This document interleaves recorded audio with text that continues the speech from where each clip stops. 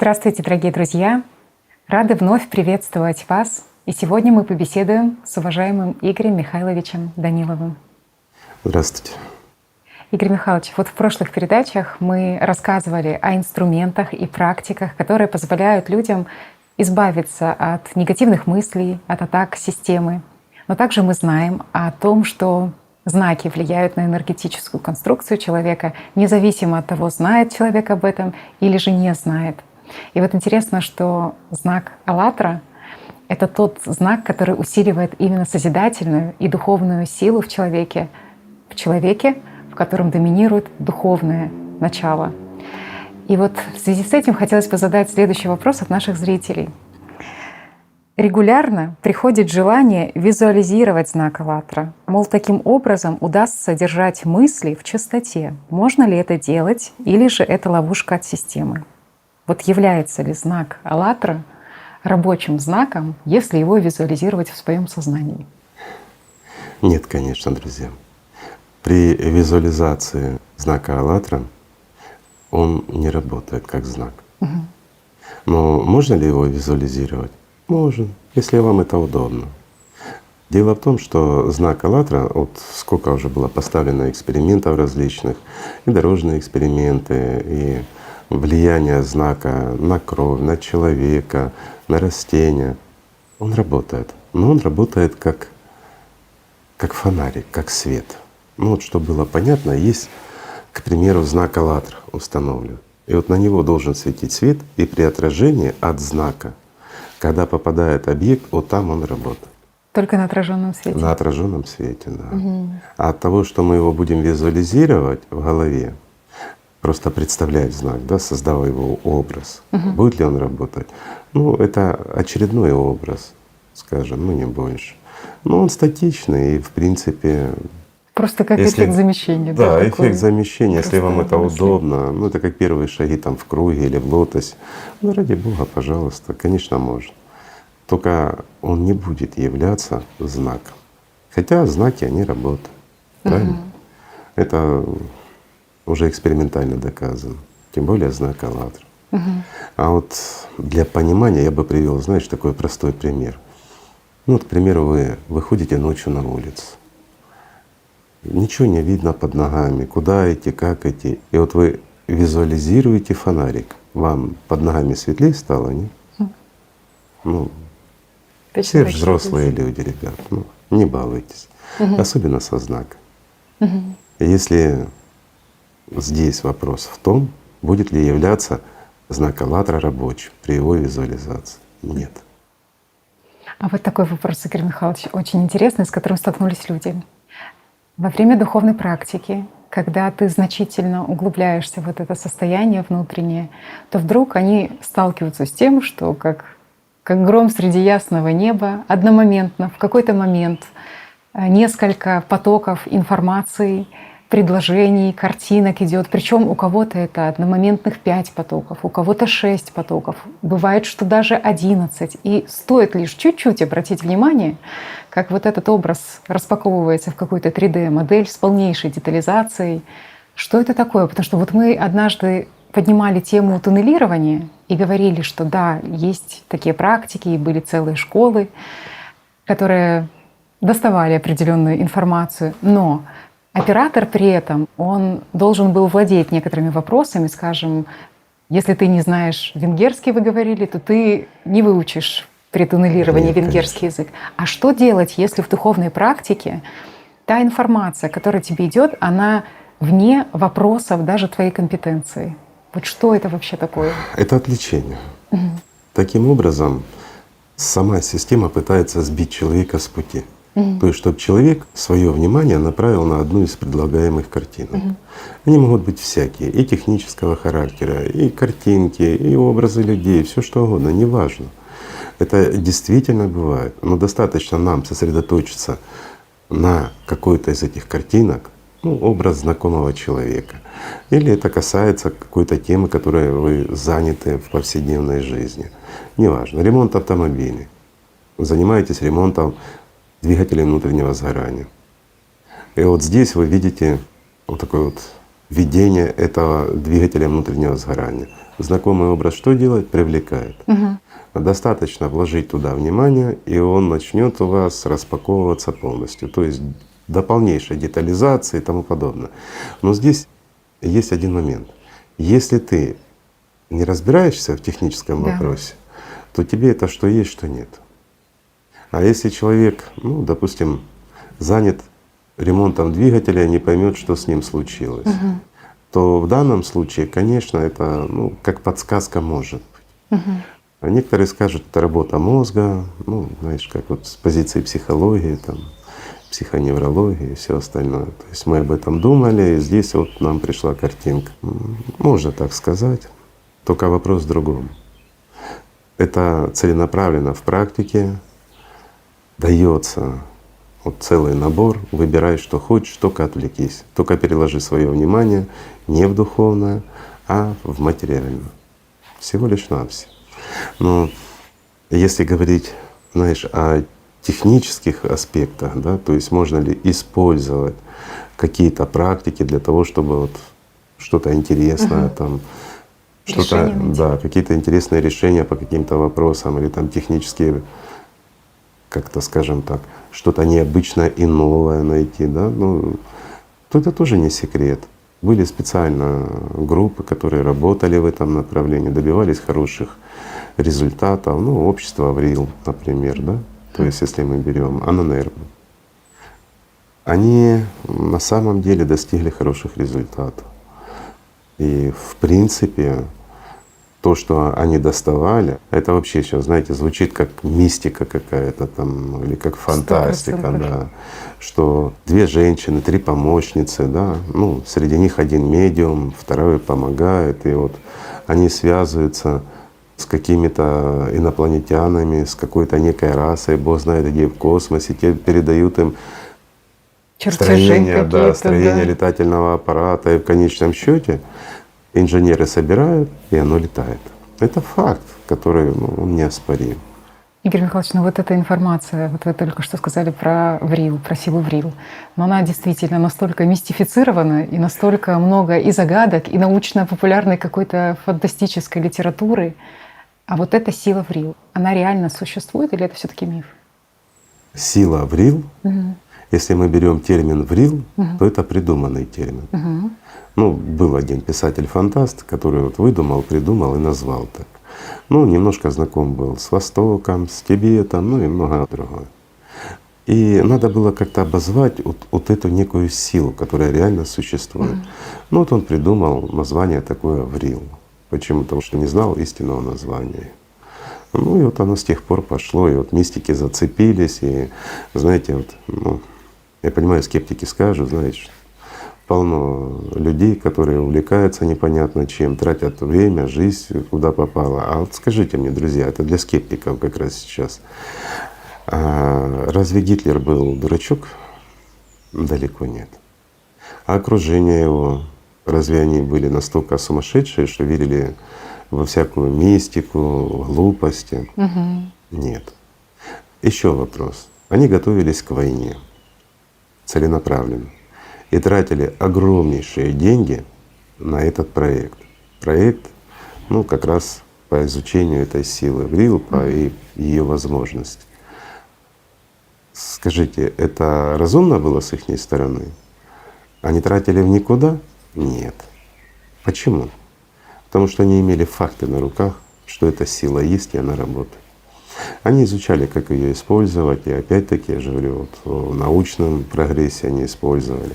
А если мы копнем глубже, то, ну давай возьмем ядерное оружие, например, Мгм. да, Мгм.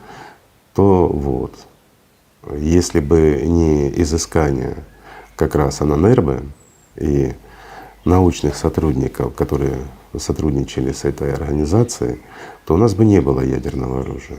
Это чтобы скептики знали. Не смогли бы его разработать здесь ни в США, ни в Советском Союзе, ни в Германии, нигде. У нас было бы более мирное небо на сегодняшний день. Почему? Потому что они получили практически полное описание, что такое ядерное оружие. расщепление атома, условия и многое-многое другое. А потом, да, разведки хорошо сработали. Американская разведка, она опередила. Ну, как опередила? Если бы не навредили немцам в то время, Да. то они бы сделали первыми. И результат был бы сейчас совершенно другой. Понимаете, мы бы жили бы в совершенно другом мире.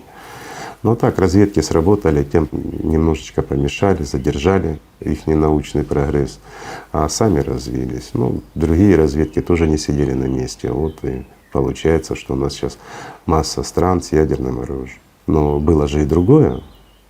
Были другие наработки по тем же летательным аппаратам, да, которые дисколеты работают. вот эти. Конечно, на совершенно других принципах физических. Но они ж летали. Это тоже факт. Много чего они сделали, массу различных прорывов. То, что и не публикуется, и о чем не говорится. Но сила Аврил, она существует, если мы ее, ну, так называть будем тоже. А можно вопрос по поводу вот этой силы Врил? Вы говорили про то, что дисколеты, в принципе, были на вот этой силе Врил управляемые. А управляли это женщины вот в случае с обществом Врил, вот, которое входило в состав Анунербе. То есть это некая женская сила, потому что некоторые говорят, что это прана, и что сила Врил обладает свойствами праны. Некоторые говорят, что это энергия ци. Кто-то говорит, что люди прошлого, они антиматерию какую-то там открыли. А тут И в Китай, основном и Индия, женщины. все Да, вот все вместе, совместили. все вот искали. Хорошо. Что стоит за силой Аврил? Что это за энергия, да? Ну, я так Ну, упрощаю. если можно. Есть сила Аллата. Сила Аллата, ну, она дает огромные возможности человеку. Самое главное ее возможность — это обретение жизни. И она направлена, собственно говоря, на то, чтобы человек смог возродить в себе силу любви, направить к миру духовному и таким образом обрести жизнь вечную, да? То есть зарождает ответную любовь. Это сила Аллата. Но ее нельзя использовать, ну, в нашей повседневной материальной жизни. Почему? Потому что использование сил Аллата в нашей повседневной трехмерной материальной жизни преобразовывает Аллат в антиаллат. Наша личность на это способна. Личность является вот этим преобразователем. Совершенно своим. правильно, это личность как раз, да. То есть она двойственна как бы. Она двойственна. Она частично имеет отношение к миру духовному и частично имеет отношение к миру материальному. Поэтому она как раз получая вот эту силу Аллата, или ну, это не Врил, это Аллат, преобразовывает его в антиаллат, то, что называют силой Врил, да? А насколько это, скажем, могущественная сила, тот же антиаллат, если возьмем его вот в чистоте, да? Но если его взять в чистоте, ну, давайте скажем так, все силы, которые на сегодняшний день существуют, все энергии, которые нам известны, и масса других, которые нам еще неизвестны, это все не что иное, как составляющая Аллат. То есть Это и его электричество, и электричество, все что угодно, и процессы Гравитационное. горения, и гравитация, и все остальное. То есть все виды энергии, которые есть. Это есть не что иное, как Аллат. Аллат, он двигает, извините, всю Вселенную, все движется, даже часовую стрелку. Если мы, ну, некоторые скажут электричество, а электричество — это Аллат. Правильно? Даже напряжение в пружине без сил Аллата не получилось, вы понимаете. То есть вот все есть антиаллат. Ну, просто это, знаете, вот как правильно здесь объяснить? Допустим, когда мы берем сырую нефть, мы ее нагреваем, и у нас получаются различные фракции, да, то есть чистый бензин, там солярка, масла, ну и много-много полезного еще. Вот каждая фракция, да, ну вот это различный вид энергии с того же антиаллата образуется или той же силы Врил. Поэтому с ее помощью можно, извините, все что угодно. И горы взрывать, Да, и да, шахты да. бурить.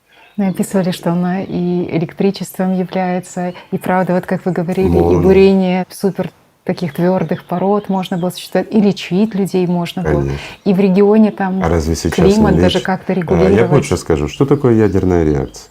Это высвобождение антиаллата. Это и есть сила Врил. Ну, так он ее назвал. А теперь Такой вопрос. А почему именно женщины? То есть у мужчин антиалата они не могут добывать антиалат? Мужчины не могут добывать алат. Так. Антиалат они могут накапливать. Алат могут накапливать, но слишком мало. То есть вот почему женщина, ей проще достичь мира духовного, обрести жизнь. Но в то же время у нее зеркально много отвлечений. То есть удержать Лакомый кусочек сложнее. системы. Совершенно правильно. Мужчина не может быть проводником аллата, а женщина, она проводник аллата в этот мир. И здесь, скажем, от этого зависит очень многое. Да, в действительности были, давай возьмем аппараты, которые описаны были там, Бог знает когда, да, те же виманы, но ими управляли женщины. Почему? Потому что они подчиняли силы брил этой, антиалат. Но опять-таки далеко не все аппараты были, которые работали на других принципах, да? То есть другие физические законы. И там они уже работали на ископаемых, которые особым образом приготовлялись и использовались как в двигателях внутреннего сгорания. Так что сила эта значима в миру, скажем так. Благодаря ей все живет и все шевелится. Я даже больше бы сказал. Вот что такое сила антиалата? Это та сила, которую каждый из нас использует много раз в день. Да, друзья, каждый раз. Сила нашего внимания — это что? Антиалат. Это антиалат. Это та сила, за которой мы все с вами боремся. Все, подчеркиваю. Это, я бы назвал это, знаешь, вот биткоин, да, такая вот есть цифровые деньги, биткоин. Они очень ценные, все за ними охотятся, почти как доллар, да, или там евро, только дороже намного. Вот если мы берем мир, который мы не видим, который находится за гранью нашего восприятия, вот основная валюта там это как раз и есть производная от аллата, антиалат. То, что вот образуется в этом мире, это самое-самое ценное. На нем все существует и на нем все движется. Все виды энергии, в том числе и магия, и все, что бы мы ни взяли. И наше внимание, оно очень ценно. Почему мы привлекаем к себе внимание все время? Потому что это та сила, которая расширяет наши возможности, если мы можем правильно ей пользоваться. Интересно, то, что сознание всегда потребляет именно антиалат. Антиалат, конечно. Так сознание, оно и существует благодаря антиалату. А вы говорили про внимание, то есть мужчина может накопить силу Конечно. антиалата. Мужчины борются за антиалат. Но мужчина может накапливать и алат. Но, скажем, мужчине тяжело. Вот когда он становится на духовный путь, действительно начинается процесс взаимодействия с миром духовным. Вот этот самый лучший, скажем, момент жизни человека, когда первые контакты с миром духовным. И вот здесь он получает алат настоящий. Но что мужчина посылает? Он не может генерировать алат. И вот на его позывы, на вот эти его стремления, Искренность. на его искренность, и когда он антиалат, подчеркиваю, друзья, антиалат, он начинает посылать сконцентрированно к миру духовному, понятно, он к нему не придет, но он его посылает. Это самое ценное, что есть у мужчин. Не в повседневную жизнь для того, чтобы решить какие-то вопросы, там, доминации, стремление там быть альфой, там еще что-то. Ведь это же тоже антиалат. А здесь человек, мужчина, он его посылает в мир духовный, на созидание направляет. И антиалат преобразуется в алат, друзья мои. И начинает тогда человек получать алат. И вот здесь, если женщина, она, продуцируя алат, и может в чистом виде его посылать миру духовному, то, естественно, и в ответ она получает гораздо больше, несравнимо с мужчиной. Но мужчина тоже может. То есть таким образом мужчина уже может получать алат и накапливать его, и уже сам становится проводником алата в этот мир, друзья. То есть это очень интересно на самом деле. Это огромная поддержка для мужчин, которые смотрят нас сейчас, потому что Конечно. наверняка сознание и на этом пункте играет. И… Да, но Опять-таки, мужчины чаще вот, антиалат этот накапливаемый получаемый, они его тратят, ну, знаешь, на то, чтобы чего-то достичь в этом мире, чтобы как-то о себе заявить или еще что-то. А не важно, друзья, делаете вы это в мыслях или в жизни. И вот многие просто вот эти биткоины, вот эти сбережения, которые даются, да, они их просто растринкивают. Вот в буквальном смысле слова, в пустое. Вместо того, чтобы купить себе, если ты живешь вот в материальном мире, друг мой, ты материалист, то береги каждую каплю антиалата. Не используй его на то, чтобы кормить воображаемые образы, на спор с несуществующим человеком, на какие-то увлечения или отвлечения. Не трать. Почему? Потому что все свое состояние ты спустишь никуда. И в жизни, в этой жизни ты ничего не получишь. Просто потому, что тебе нечем будет заплатить за свои желания, друг мой. Если ты хочешь чего-то добиться в этой жизни, в этом ты видишь смысл своего существования, то используй свое внимание по назначению. Не растрачивай его на пустое. Вот чтобы было понятно, давайте представим, есть у человека, к примеру, как в созидательном обществе, 10 миллионов долларов. Большие деньги, с одной стороны, но с другой стороны, человек хочет хороший дом, он хочет хорошую машину, он хочет какую-то яхточку, скромную, маленькую, но тем не менее. И он хочет жить, ничего не делать, да? Вот образно. Но при этом хорошо питаться, хорошо одеваться. Нормальные желания, человеческие, шаблоны, то, что нам навязано всем на голову. Мы же должны соответствовать. Покупает человек дом, покупает машину, но тут находит лучший дом. Кто-то из друзей купил лучший дом или просто увидел у кого-то. Дом, на который все ходят, смотрят, а на его дом не смотрят. Что он делает? Он берет, продает свой дом дешевле и покупает тот, что дороже. Да. А тут машина не такая. Он купил нормальную машину, но она уже не такая. Нужна уже дороже, соответствующая. Он продает дешевле свою машину и покупает дороже. И вот таким образом он растринкивает все свое состояние, у него в конечном счете машина стареет, обесценивается.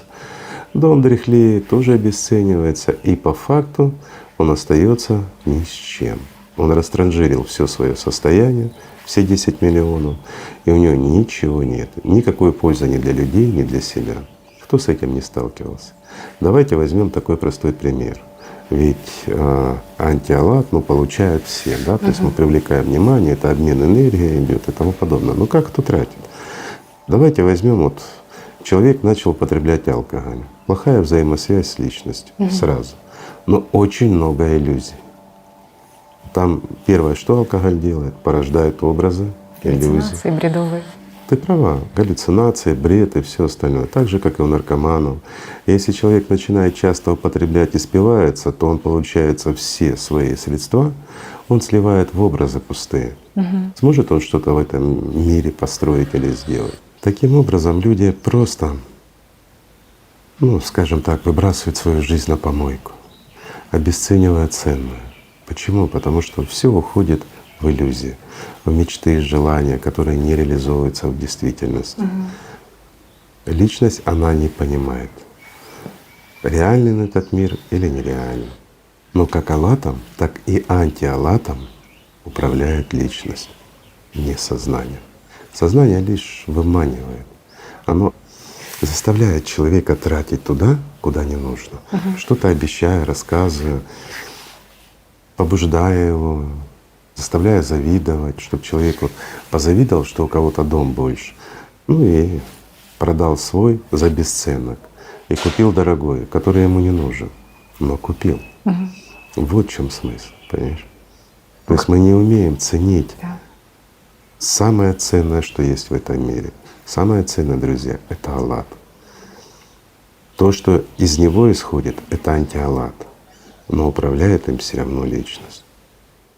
Игорь Михайлович, меня очень впечатлило, как вы рассказывали когда-то, что такое формирование образов с позиции исконной физики «АЛЛАТРА». Я, конечно, не уверена, что мы можем сейчас это говорить. Не можем. Не можем. Извините, друзья, я понимаю. С позиции физики АЛЛАТРА — это очень понятно, очень ценно, и человек тогда начинает понимать гораздо лучше, почему нельзя продавать свою жизнь за иллюзии, за фантазии. Почему нужно вкладывать внимание только в то, что тебе крайне необходимо. Она учит, ну во всяком случае она объясняет, физик, с позиции физики, почему так ценно наше внимание и что это такое. Так хочется, чтобы мы быстрее пришли к тому периоду, когда можно уже будет говорить. Это не от нас зависит. Да. Если сейчас мы еще начнем рассказывать за физику АЛЛАТРА, ну, знаешь, слишком много скептицизма. Мы дали основы физики, но ее не поддержали, и ее люди не развили. Хотя те основы — это является фундаментом всей будущей науки. Ну, оно же знаешь как. Когда мы смотрим с позиции сегодняшней ортодоксальной физики на то, что рассказали, ну, не так она воспринимается, как хотелось бы людям. Подчеркиваю, всем людям этого бы очень-очень хотелось. Почему? Потому что это изменило бы жизнь. И знаешь, что самое смешное? Что хотят или не хотят, все равно придется ее изучать. Всем.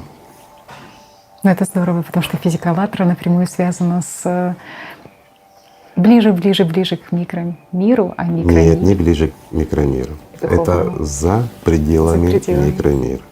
То есть физика АЛЛАТРА рассказывает суть, всю суть бытия, как из чего что зарождается, как из чего что образуется и что потом получается. То есть, ну, к сожалению, сейчас мы не можем.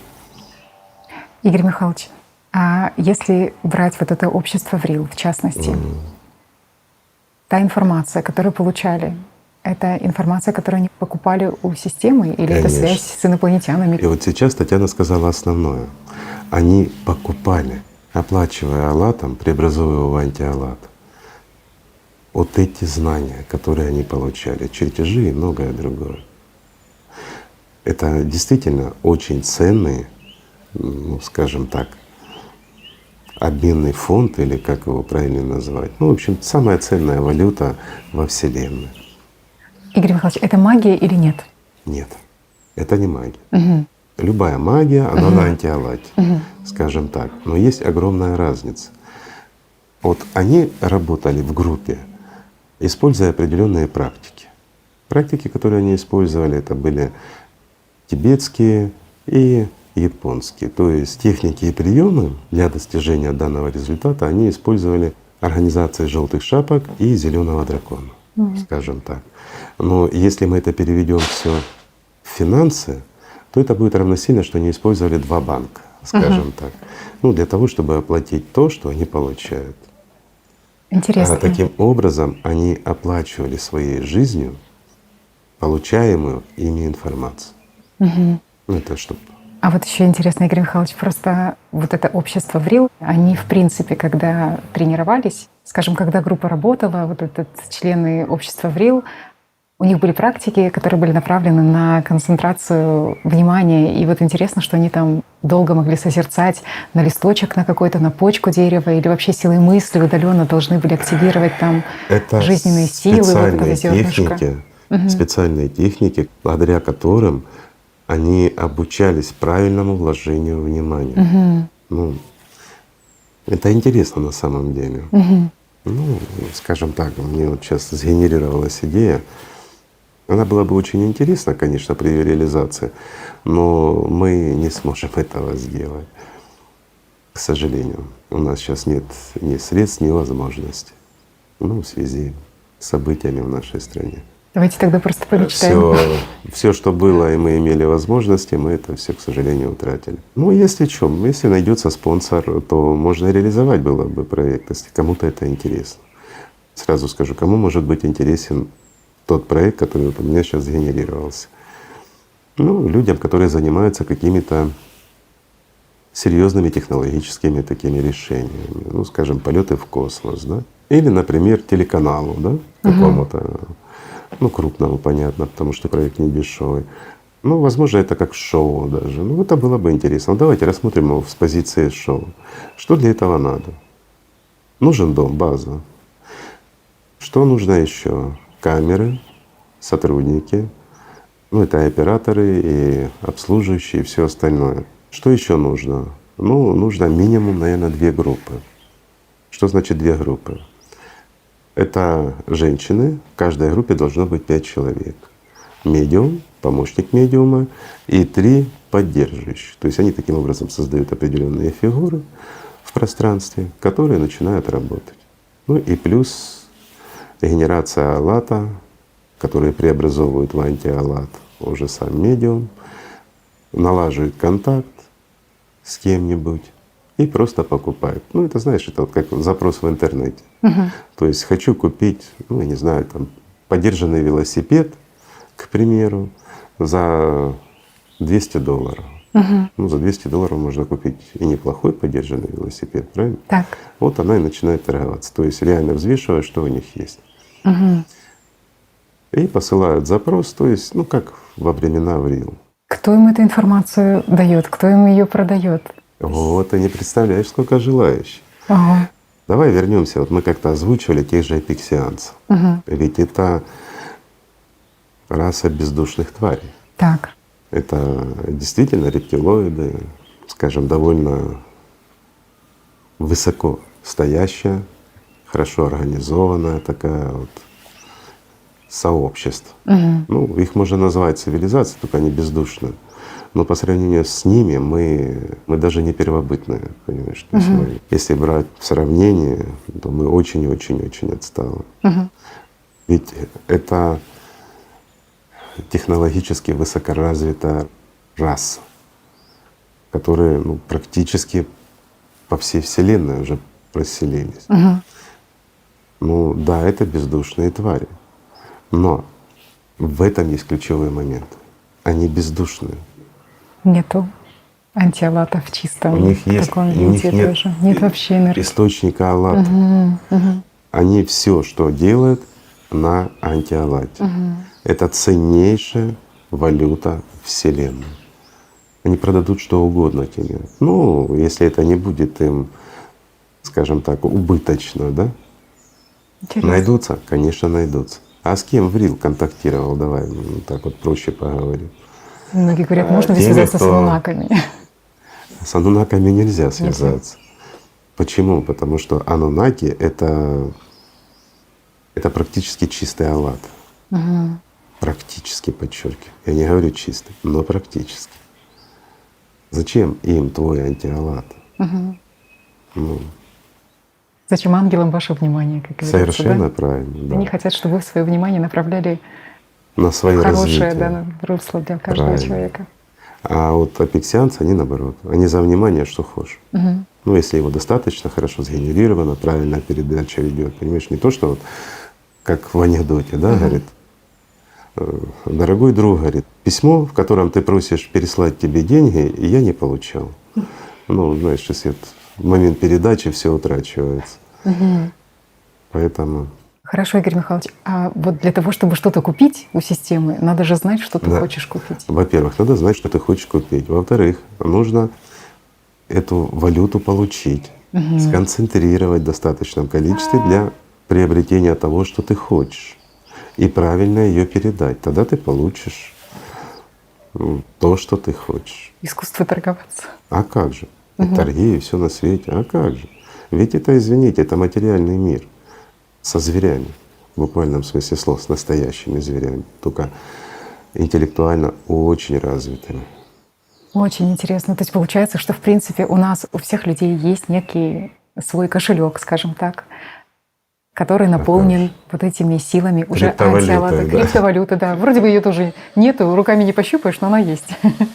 Да. И одни люди, к примеру, играют в какие-то компьютерные игры, где, по сути, они своего виртуального аватара и героя одевают, обмундирование ему покупают, Конечно. время свое тратят, наигрывают вот эти часы. А вторые тот же капитал, тот же самый, направляют, допустим, на инвестирование куда-то в бизнес и получают конкретные деньги. Вот И, это по и- сути, изначально стартовый капитал одинаковый. Вот абсолютно. Вот смотрите, друзья, только что Татьяна рассказала формулу успеха. Куда ты Правильно, тратишь? направляя свое внимание, без сомнений, без колебаний. Почему? Потому что сомнения и колебания, они вызываются сознанием. А сознание подобно банкирам, которые с твоего счета так и норовит что-нибудь украсть, понимаешь? То есть, поэтому чем больше у вас колебаний, сомнений, отвлечений, еще чего-то на вашем пути, тем меньше шансов достичь желаемого результата. То есть вот формула успеха, которую озвучила Татьяна. Всего лишь навсего. Очень интересно. Ты можешь отдавать просто системе через образы, совершенно не имея Бесплатно. ничего, бесплатно, просто А отдать. можешь что-то Или выторговать. какие-то решения Конечно. за те же средства, Да. полезные для общества, Для в конце себя. концов, для себя. Да. Ну, для общества, для себя. Ну, возьмем эпиксианцев, да? Бездушные твари на чужом Алате, буквально на анти-Алате, они смогли построить огромнейшую цивилизацию, достигнув такого уровня развития, как они, захватить миллионы планет, скажем, в собственность свою. Разве это не показательный результат? А их достижение. Ведь они концентрировали все суммарно, скажем так, в один большой кошелек и покупали у системы то, что им нужно. Почему? Потому что они объединены. Они были единицей, да, бездушные, но одухотворенные. Это первое. И плюс они достигли сообщества, то есть единения, в отличие от нас, людей, которые одухотворены и одушевлены. Это очень вдохновляет, особенно в контексте построения созидательного общества. Игорь Михайлович, когда люди, у которых есть, безусловно, вот эти силы Аллата, которые могут трансформировать его в этот Знаешь, в чем антиаллат, беда? чистейшую энергию. Чистейшую энергию. И человеческие цивилизации развиваются гораздо быстрее. Но человечеству не мешает ничего, кроме них самих. Знаешь, в чем вот беда? В том, что те, кто нас слышат, сознание начинает переворачивать, что мы говорим о фантастике, что мы говорим не о реальных вещах. Сознание начинает требовать у людей: докажите, покажите и тому подобное. Ребята, много раз доказано. О тех же эпиксианцах. Мы говорили как-то в одной из передач, что человечество было в рабстве, наше человечество. И если бы не Анунаки, то человечество до сих пор было бы генераторами этой энергии, находясь у них в рабстве, в тяжелейших условиях. Вот для чего им люди. Всего лишь как батарейки для решения своих задач.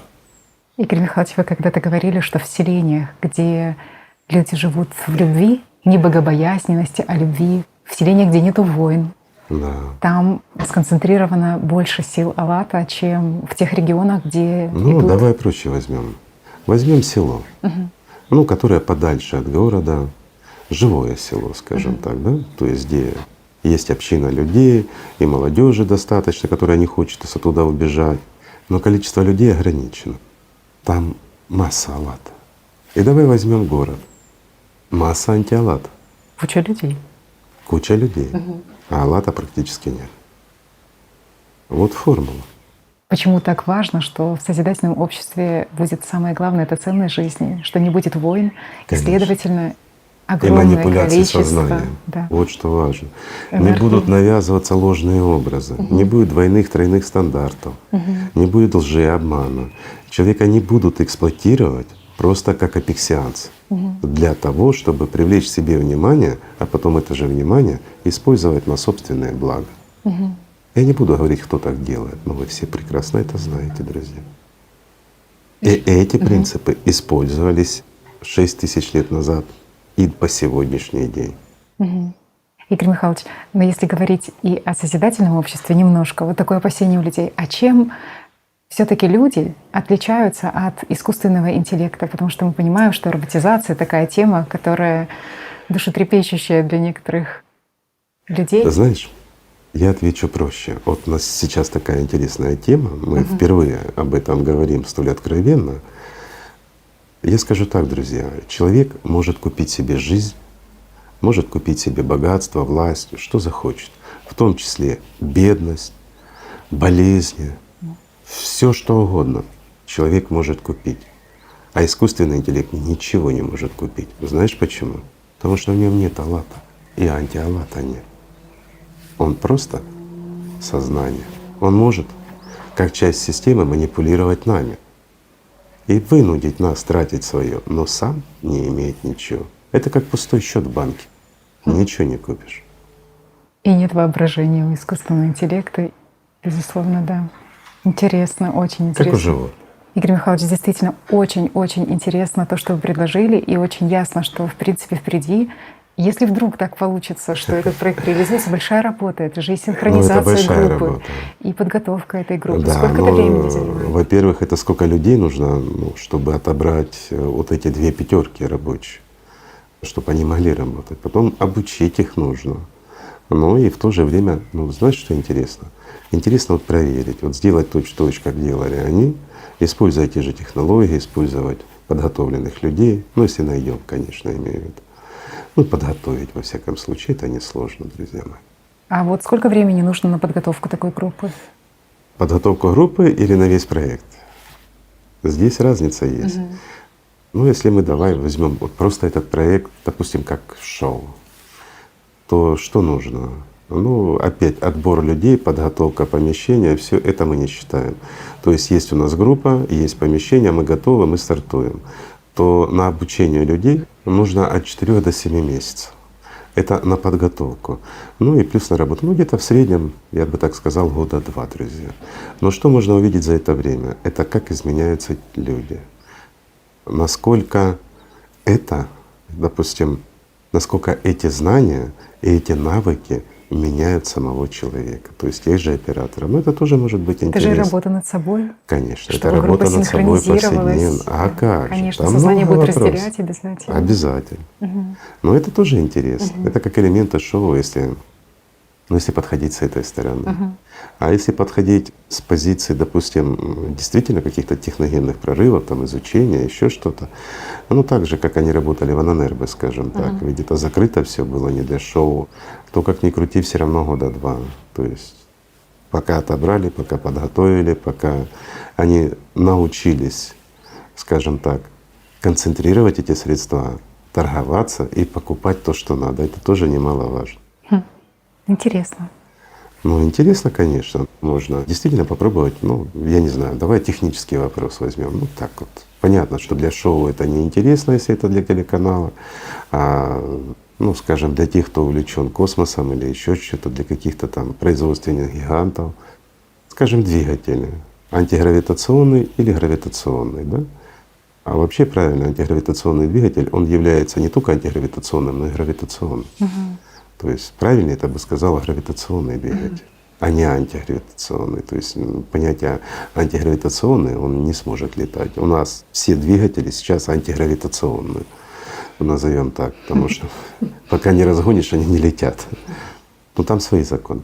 Неважно. Но можно было бы попробовать там летательные аппараты на каких-то новых физических законах, да? Ну это же интересно. Ну только не оружие, друзья, это не интересно.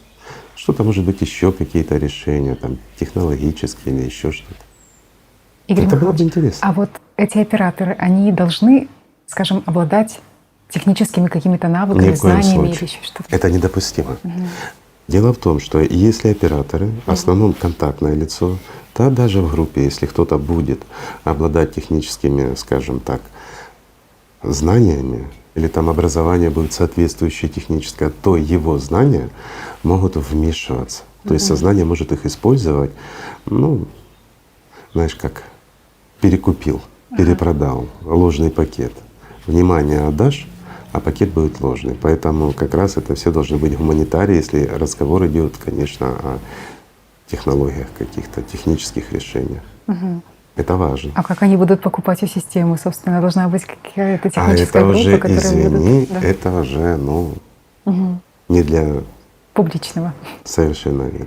К И сожалению. опять-таки те же процессы обучения, еще что-то, они не могут показываться. Даже если это сделать, знаешь, вот как в стиле шоу, типа Дом-2 там, или Дом-3, 5, 10 там, и тому подобное. То есть вот, то все равно процесс обучения, ну, показывать можно, но о чем именно говорят и чему учатся, это, к сожалению, не для публичного. Но зато то, что достают, когда, ну опять, то, что достают здесь. Должна быть аналитическая группа, которая это разбирает. Если работать над какими-то, ну, действительно серьезными проектами, то понятно, что это не для публичного. Вот видишь, наталкиваемся на какие-то сложности. Ну, я думаю, это решаемо. Ну зачем Что обязательно, что ли, нам вот какие-то гравитационные двигатели. Можно ж новую сковородку, например, это ж интереснее. Ну так же ж. В хозяйстве Какую-нибудь форму. В пригодится. хозяйстве И пригодится, да. спонсора больше. 100% каждая домохозяйка может являться спонсором этого проекта, да? Зададут характеристики, если есть такое, у кого купить во Вселенной, то пусть покупает. Ну почему нет? Ну знаешь, вот шутки шутками, ну как шоу это можно оформить, это интересно, ну это просто, чтобы оно как-то окупалось, скажем, там реклама, еще что-то. Это как экспромт там просто от безысходности, знаете, как-то надо что-то ж придумать, чтобы оно окупалось, чтобы спонсоры не обеднели. А вот если посмотреть вглубь этого, то в действительности какую ценность это может иметь? Это может показать людям то, что наш мир не ограничен только этой планетой. Наш мир не ограничен только тем, что нам показывает сознание. Мир гораздо интереснее и разнообразнее.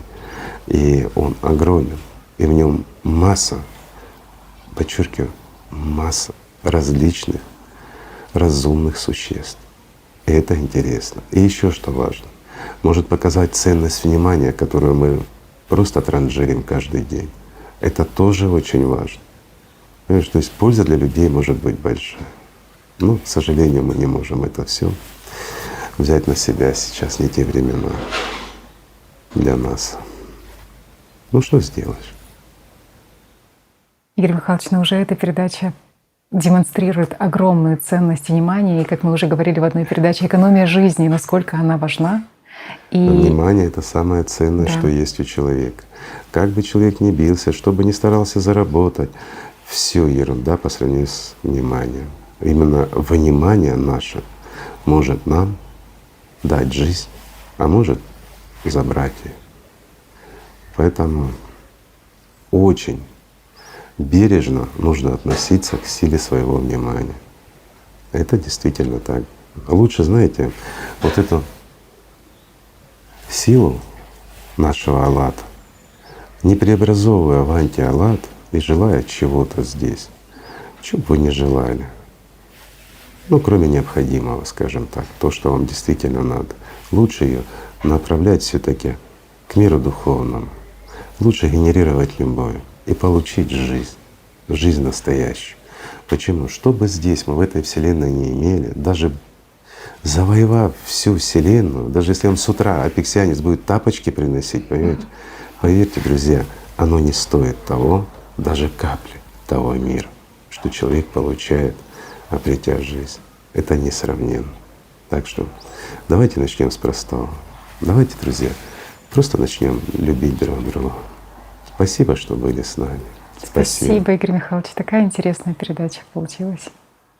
Очень. Ну, просто что спрашивают, на то и отвечаю. Спасибо, друзья. Спасибо, что вы есть. И спасибо нашим друзьям за то, что помогают, за то, что не забывают людей. Вообще спасибо, что вы есть. Правда. И еще по скриптам. Немного могут быть в этой передаче ненужные шумы. Мы как ни пытались останавливаться. Вот слышите, да? Было непросто. Было непросто, да. Передача коротенькая, но писали мы ее долго. Извините, друзья, мы сейчас вынуждены пребывать там, где идет стройка полным ходом, где много шумов. Понятно, что ничего не приспособлено, но это не важно. Гораздо важнее то, что мы имеем возможность с вами общаться. Правильно? А все проходит. Это тоже пройдет. Так что, друзья, давайте любить друг друга. Спасибо. Спасибо, Игорь Михайлович. Всем спасибо.